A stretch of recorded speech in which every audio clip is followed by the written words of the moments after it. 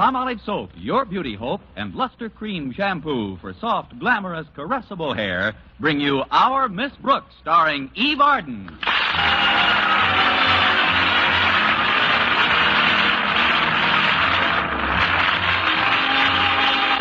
Our Miss Brooks teaches English at Madison High School. And like most other teachers, she tries to stay on the best of terms with her principal, Mr. Osgood Conklin. This isn't always easy. You see, Mr. Conklin has high blood pressure, and it's wise to take him with a grain of salt. Of course, it's wiser not to take him at all. Anyway, on Thursday, he gave me a little honorary assignment to take care of on my own time, which consisted of a report he had to submit to the school board. I was to rephrase, punctuate, and proofread the 25 pages by morning. And sure enough, I got it all done by morning. In fact, when Mrs. Davis, my landlady, awakened me, I had been sleeping like a baby for over 20 minutes. All upset, dear. What's the trouble? Nightmare? No, daymare. I was up all night with some extra work Mr. Conklin gave me. Oh. Well, I guess you can use the extra money that goes with it. Money? What money? Surely there must be some compensation for working away from the school. Oh, there is, Mrs. Davis. The satisfaction of a job well done, the thrill of helping my colleagues in their time of need, and the gratification that comes with the knowledge that I've assisted my superior officer on the battlefield of life. And you know something else, Mrs. Davis. What, Connie? The next time I work at home, it'll cost him a fin. Well, remember this, dear. Money won't buy back your health and good looks once they've gone. If I were you, I'd flatly refuse to do any extra work at all. Oh, but I can't do that. Mr. Conklin's my principal. That doesn't give him the license to make a beast of burden out of you. Why, for 2 cents, I'd advise you to quit. And if I had 2 cents, I'd take your advice. No, Mrs. Davis, even a beast of burden has to earn oat money. Well, hurry with your shower, Connie. I've got a nice breakfast all planned for you. Oh, I won't have time for breakfast today, Mrs. Davis. Walter Denton's taking me to school in his car so I can get this report to Mr. Conklin. What's the matter with your car, Connie? I had a little trouble with the steering wheel. What kind of trouble? It came off.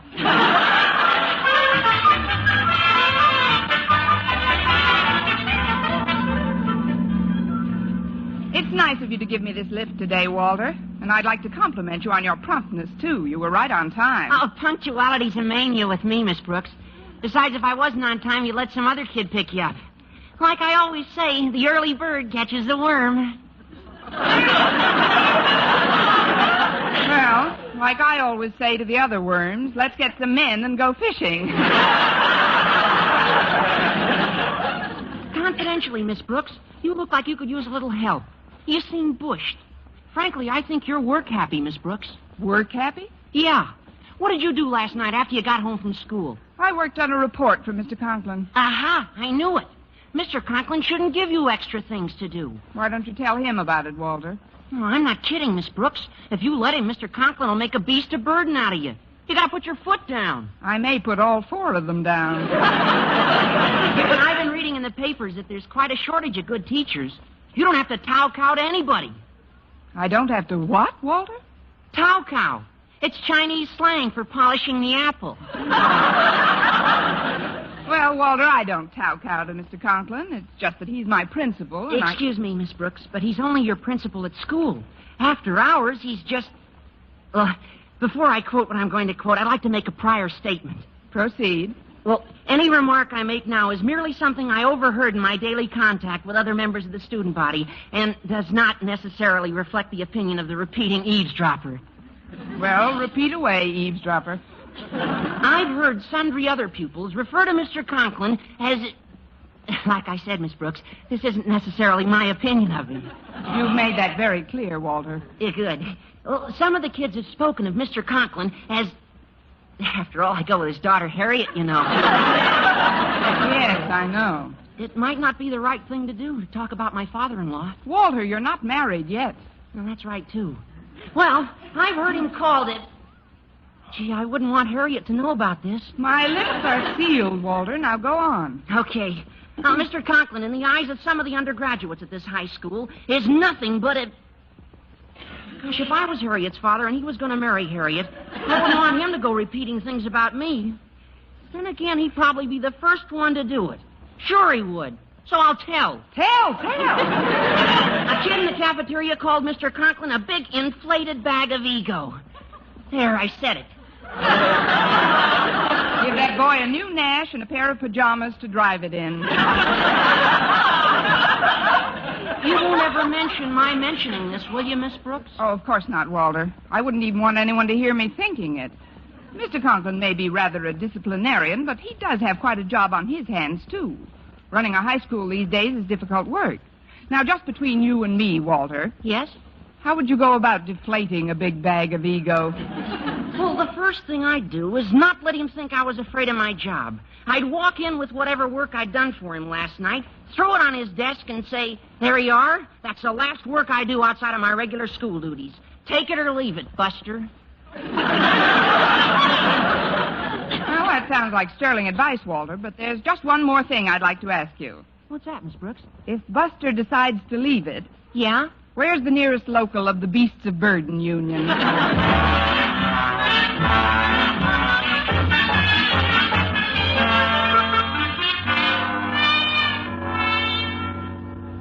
Now then, Harriet, I want the furniture in this office to be absolutely glistening. But, Daddy, it's as neat as a pin now. Harriet Conklin, when your father and principal asks you to polish something, grab a dust rag, girl. Why, Daddy? Because Mr. Jason Brill, the principal of Clay City High School, is paying me a visit. You know how sarcastic and critical he can be. But why is he coming to Madison? Well, I'm not positive, Harriet, but I think the old pirate is here to raid one of my teachers. It's a deplorable practice, but he stole a Spanish teacher right from under the nose of Colton's principal. But, Daddy, didn't you get our new math teacher, Mr. Fain, away from Clay City? That, Harriet, is just a rumor.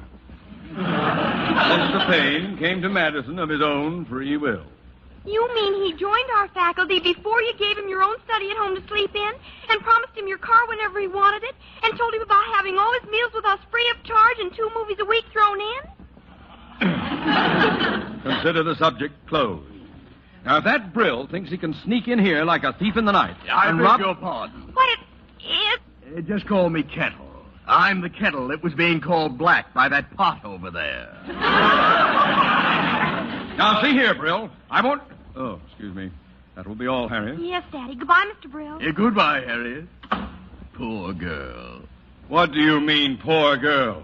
If you've come here to get my goat, Jason Brill, On the contrary, Osgood. It's not a goat I'm after. It's an English teacher I've got my eye on. An English teacher? This is war, Osgood. But remember, you cross my frontier first. I don't know what you're talking about. I'm talking about Mr. Fain, a good if flighty math teacher. Okay, you've got Fain, but I'm going to get the best English teacher at Madison, Miss Constance Brooks. Miss Brooks? But what made you pick her out? I'm attracted to her syntax. Very interesting, Brill, but an altogether impossible task. Why should Miss Brooks want to work for any other principal when she's used to the benevolent, tender, warm-hearted guidance of a person like myself? That's one of the things I'm depending on. Another one is a secret weapon, Osgood. You'll find out all about it when it's too late. Secret weapon? What secret weapon? It's a secret, Osgood. But believe me, it's going to work. Jason, you're being absolutely childish. There isn't the remotest possibility of Miss Brooks making any such ridiculous change as you suggest. There isn't, Dad. No, there isn't. Hey, look, Osgood, I don't want to be an old I told you so. But that's just what they said right before Jack Benny switched to CBS.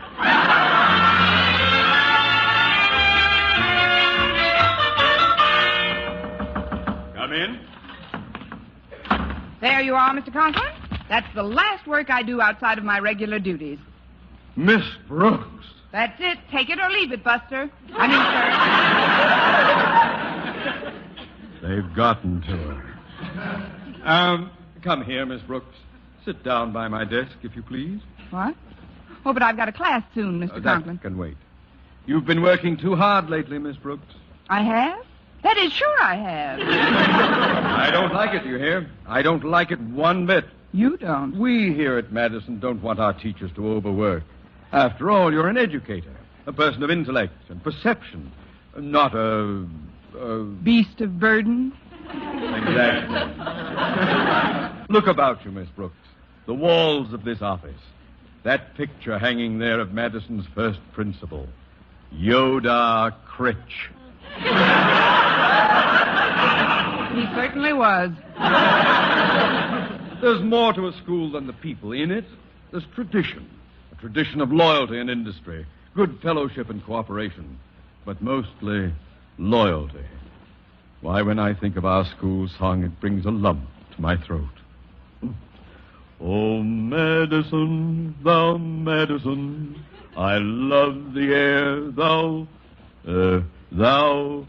Madison? Thou Madison. Miss Brooks, come with me to the window. These hallowed walls, this lovely ivy-covered exterior.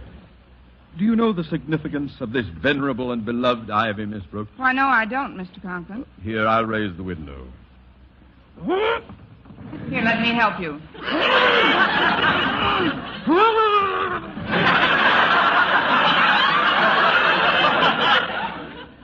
It's caught in that scummy ivy.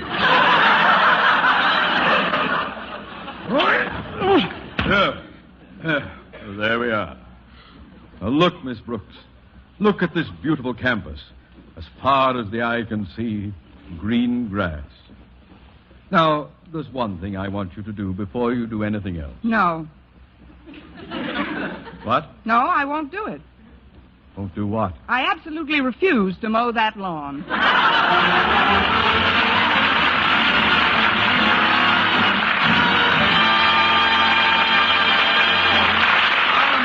Starring Eve Arden will continue in just a moment, but first, here is Vern Smith. The makers of Palmolive soap are giving away $100,000 in prizes. First prize, $49,000, plus over 4,900 other cash prizes in the Big 49 Gold Rush Contest. Hundreds will strike it rich in this exciting Gold Rush Contest. One of them may be you. It's easy to enter. Just finish this sentence in 25 additional words or less. I like Palmolive soap because. That's all. Just 25 words or less to finish the sentence, I like Palmolive soap because. Then mail your entry right away along with a Palmolive soap wrapper. Try for your share of that $100,000 in prizes right now. Your chance of winning $49,000 is as good as anyone's. Get entry blank with complete rules from your dealer or write your completed sentence on plain paper. Include your name and address and dealer's name and address. Mail with one Palmolive soap wrapper for each entry to Gold Rush Contest, Box 49, New York 8, New York. You better write that down. Gold Rush Contest, Box 49, New York 8, New York.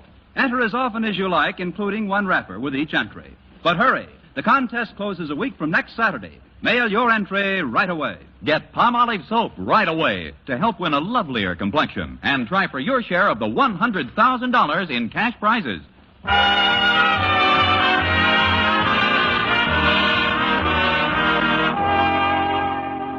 Well, Mr. Conklin not only canceled all extracurricular work for me, but as we stood by the window looking across the campus, he actually bent over backwards to be courteous and sweet.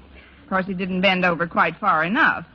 But it was a surprise to see him acting so human. Although I couldn't understand the reason for this unaccustomed solicitude, I didn't let it spoil my appetite. When lunch period arrived, I was in the school cafeteria with our bashful biologist, Mr. Philip Boynton. Here we are. You sit right down, Miss Brooks. Oh, thanks. Have you got everything? Modesty forbids a direct answer. Oh, you mean on my tray? Yes, I'm all set, Mr. Boynton. Oh, good. How do you like what they're serving in the cafeteria these days, Miss Brooks? Well, it'll never replace food, but it's improving. It isn't what you eat in a place that's important anyway. It's with whom. What's with whom? With whom you eat with. Whom. Or as I once heard another English teacher say, what's with you? Oh, you're teasing me again, Miss Brooks, but I'm getting kind of used to it. I catch on much faster now than I used to, don't you think? Oh, yes, you're really gone, Mr. Boynton. Not till I finish my meatballs. That's another one of those colloquial expressions, isn't it? Gone. I wonder what the derivation actually is. How a simple expression like the past tense of go could assume the connotation with which it's currently associated seems totally incomprehensible at first glance. Eat your meatballs, Mr. Boynton, before they get warm again. Oh, it's Excuse me, Miss Brooks, Mr. Boynton. Well, it's Harriet Conklin. Hello, Harriet. Daddy wants to see you in his office right away, Mr. Boynton, if you don't mind. And if he does mind? Oh, please, Miss Brooks. Mr. Conklin wouldn't summon me during my lunch period unless it was something important. I think it is. Daddy sounded very urgent. Maybe some of that ivy crawled into his office. You haven't forgotten our date this afternoon, Mr. Boynton. Oh, no. I'll call for you after school and take you to the zoo. See you at 3, Miss Brooks. All right, Mr. Boynton. Mr. Boynton isn't always as romantic as you'd like him to be, is he, Miss Brooks? No, Harriet, not always. Or ever, for that matter. Well, maybe it's just as well. You know how Daddy feels about faculty members fraternizing. Not that I think Daddy's right. Sometimes Daddy can be pretty harsh. But then, if Daddy wasn't Daddy, what would he be? Mammy. I don't know, Harriet. I'm going up to the steam table and get some lunch, Miss Brooks. Can I bring you anything? No, thanks. Run along, Harriet. Okay, Miss Brooks. Poor Miss Brooks. She chases after Mr. Boynton just like Walter Denton runs after me. Oh, I beg your pardon.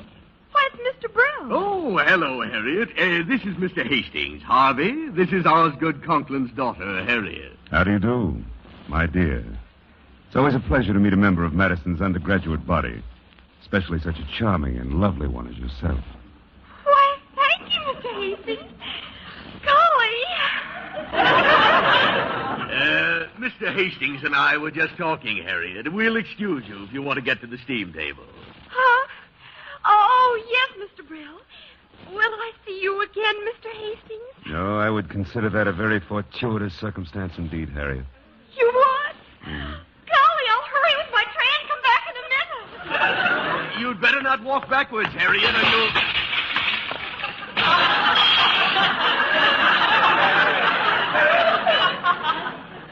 She did. Hastings is marvelous. You've got something that makes women drop whatever they're doing and concentrate on you. Oh, I don't know, Mr. Brill. I just try to be pleasant to everyone. Uh-huh. Well, you keep it up. We'll have Connie Brooks in our English department in no time. Yeah, now, look, this is a good chance for you to meet her. She's seated at that table over by the wall, and she's alone. Don't tell her too much right now, but make an appointment for tea. Then we'll really go to work on her. Well, if you say so, Mr. Brill, but it does seem like a kind of dirty trick with teachers so hard to get nowadays. I think... Secret weapons don't think. They act. Now, there's Miss Brooks, Hastings. Sick her. Yes, sir. And when I bring her back and place her at your feet, I expect a whole case of strong heart.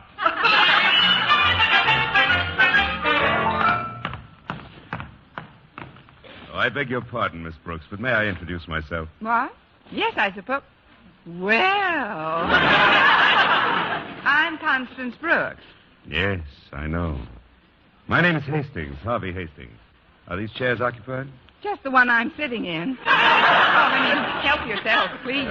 Thank you. I'm not going to be in town very long, Miss Brooks, and I'll have to move rapidly, so may I take you home after school? That's a little too rapidly. Just who are you, Mr. Hastings? Well, I'm a sort of a friend of Mr. Conklin's. He has? I dropped over today with Mr. Brill. Oh, the principal of Clay City High. What are you doing here, slumming? That must be the famous Brooks wit I've heard so much about. You can stop now. I have. Seriously, Miss Brooks, I think that your undergraduate body is wonderful. Mr. Hastings. No. The kids. Oh, the kids. Great bunch. Your faculty's nice, too. Yes, I still have them all. Oh, the teachers. Miss Brooks, there's one thing I just can't understand. How does a youthful, intelligent, lovely-looking person like yourself happen to be lunching alone? I beg your pardon? Didn't you hear what I said, Miss Brooks? You lost me after youthful. Oh, really, I just can't figure it out. All by yourself in this big cafeteria. Oh, a thing like this could never happen at Clay City. Oh, thank you, Mr. Hastings. Miss Brooks, I'm writing a book on the teaching of English in our high schools, and I'd certainly like to include an interview with Madison's outstanding authority on the subject. Oh, an interview. Well, I did have a date this afternoon, but... Shall we say tea for two at 4? Well, I guess so, but there's something I can't help thinking. Oh, what's that, Miss Brooks? Tea for 2 at 4 will mean zoo for 1 at 3.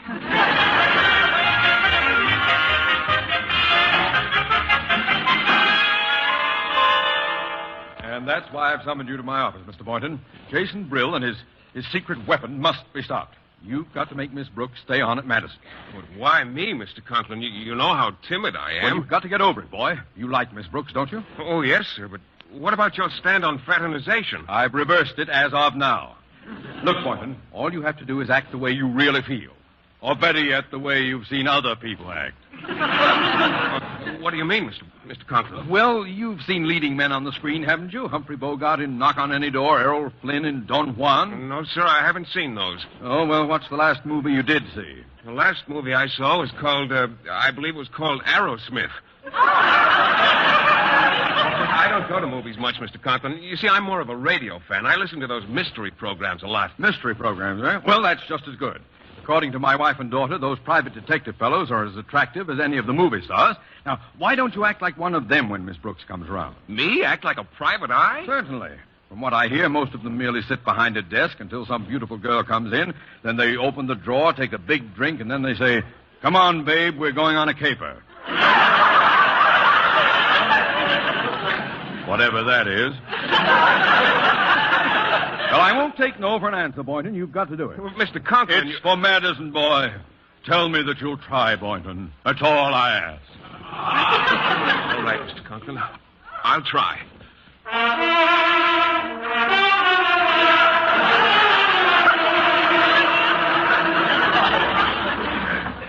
Come in. Oh, it's me, Mr. Boynton. I'm glad I caught you before you left school for the day. I won't be able to go to the zoo with you this afternoon. Mr. Boynton, did you hear what I said? What are you doing at that desk?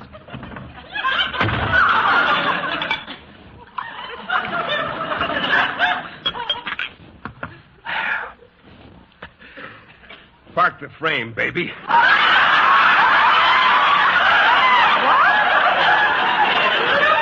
Stash it. Right there. Now, what's the caper, sweetheart?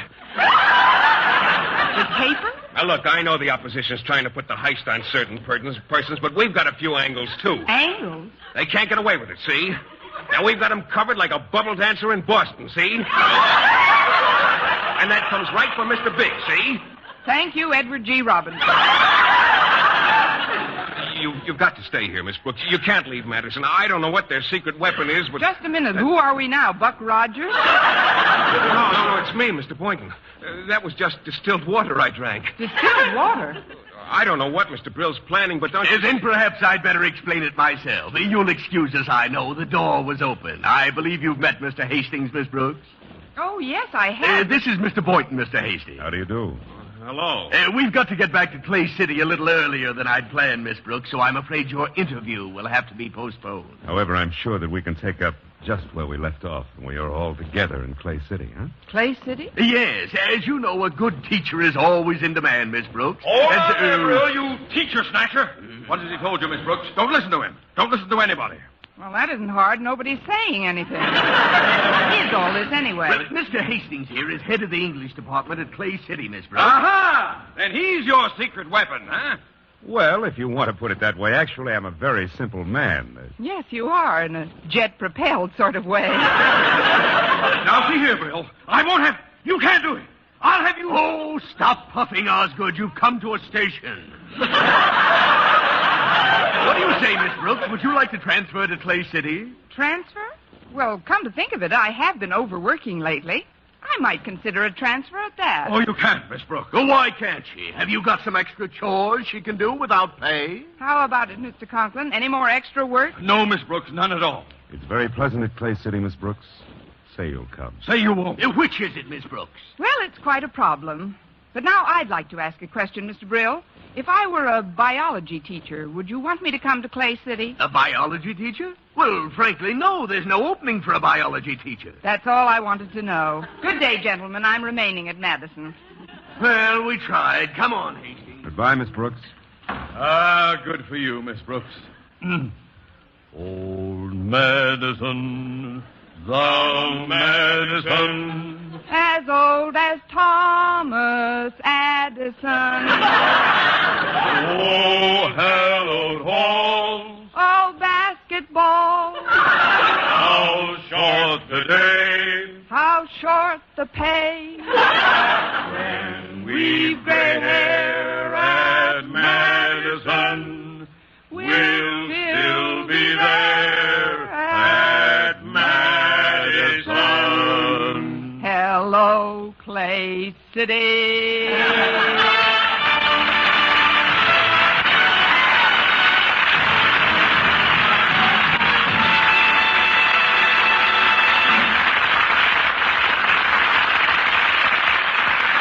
Arden as our Miss Brooks returns in just a moment, but first... Dream girl, beautiful luster cream girl. Tonight, show him how much lovelier your hair can look after a Luster Cream shampoo. Only Luster Cream brings you Kay Daumit's magic formula blend of secret ingredients plus gentle lanolin. Gives loveliness lather even in hardest water. Glamorizes your hair as you wash it. Luster Cream, not a soap, not a liquid, but a dainty cream shampoo. Leaves hair fragrantly clean, free of loose dandruff, glistening with sheen. Soft, manageable, gives new beauty to all hairdos or permanents. 4-ounce jar, $1. Smaller sizes, either tubes or jars. Tonight, try Luster Cream shampoo and be a Dream girl, beautiful luster cream girl. You owe your crowning glory to a luster cream shampoo. And now, once again, here is our Miss Brooks. Well, Mr. Conklin finally left us all alone in Mr. Boynton's laboratory. Oh, gosh, Miss Brooks, you sure had me worried. Were you really afraid I'd leave, Mr. Boynton? Oh, sure, I couldn't even talk. I was so nervous. You didn't get much of a chance. But now that we're alone, Mr. Boynton, is there anything else you want to say to me? Yes, Miss Brooks, there is. What? If we don't hurry, we'll be late for the zoo. Where are you going, Miss Brooks? What are you doing at my desk?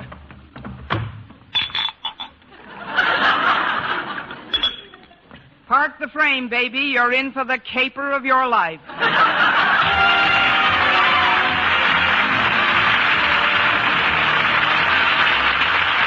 Next week, tune into another Our Miss Brooks show brought to you by Palmolive Soap, your beauty hope, and Luster Cream shampoo for soft, glamorous, caressable hair. Our Miss Brooks, starring Eve Arden, is produced by Larry Burns, written and directed by Al Lewis, with music by Wilbur Hatch. Mr. Boynton is played by Jeff Chandler. Mr. Conklin by Gail Gordon. Others in tonight's cast were Jane Morgan, Dick Crenna, Gloria McMillan, Gerald Moore, and Frank Nelson.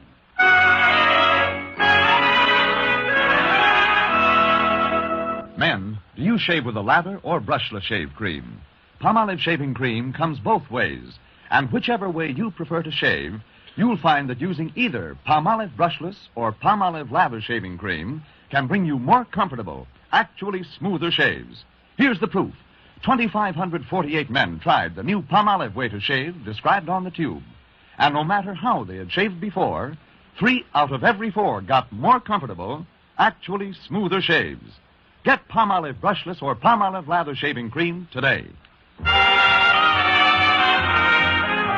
mystery liberally sprinkled with laughs, listen to Mr. and Mrs. North, the exciting, fun-packed adventures of an amateur detective and his beautiful wife. Tune in Tuesday evenings over most of these same stations. And be with us again next week at this same time for another comedy episode of Our Miss Brooks. Bob Lamont speaking. Stay tuned now for Life with Luigi, which follows immediately over most of these same stations. This is CBS, where 99 million people gather every week. The Columbia Broadcasting System.